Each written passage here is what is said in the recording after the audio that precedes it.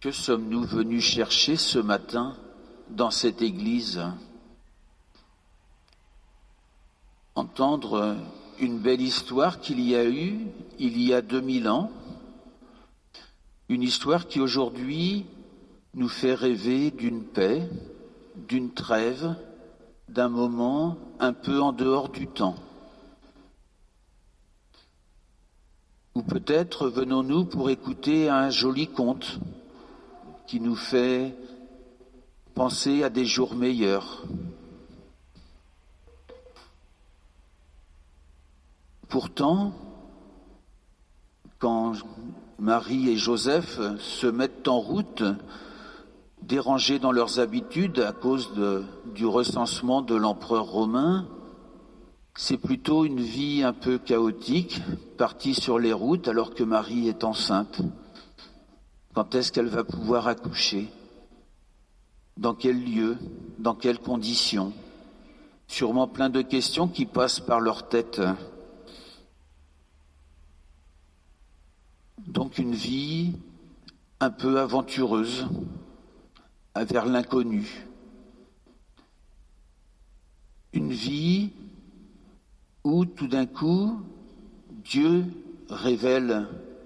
se révèle à Marie et Joseph, se révèle aux bergers, non pas dans la toute-puissance des dieux, comme ceux des peuples alentours, mais dans la fragilité d'un bébé. On imagine que c'est nous qui avons besoin de Dieu, et dans les moments difficiles de notre vie, souvent, nous faisons appel à lui. Viens à notre aide, viens à notre secours. Et pourtant, quand nous fêtons Noël, nous fêtons d'abord Dieu qui se donne à nous, comme il va se donner quelques années plus tard, au moment de son arrestation, de son procès, de sa crucifixion. Il se donne là encore totalement à nous. Parce que Dieu se révèle non pas comme quelqu'un qui vient nous imposer quelque chose, mais comme une présence discrète, humble, pour nous accompagner dans tous les jours de notre vie. Et par cette naissance, Dieu nous dit qu'il a besoin de nous. Besoin de nous pour que nous réalisions les promesses annoncées par Isaïe que nous avons entendues tout au long de cet Advent. Une humanité réconciliée, une humanité qui vit en harmonie avec la création, un désert qui va refleurir, le loup qui habite avec l'agneau. Et cette annonce d'un enfant qui viendra pour apporter la paix, la justice, le pardon et la vérité. Étonnante promesse que nous reconnaissons dans cet enfant de la crèche. Étonnante promesse parce que elle ne nous est pas donnée comme un miracle, mais plutôt comme des petites graines que nous avons à faire pousser.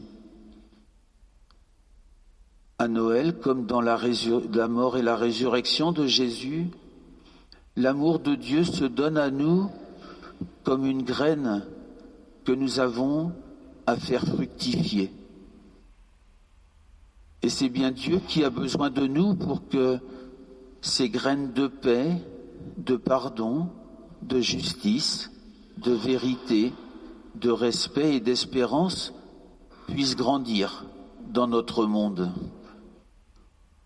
Dieu ne fait pas sans nous, il fait avec nous, parce qu'il est Dieu avec nous, l'Emmanuel, celui que nous reconnaissons à Noël.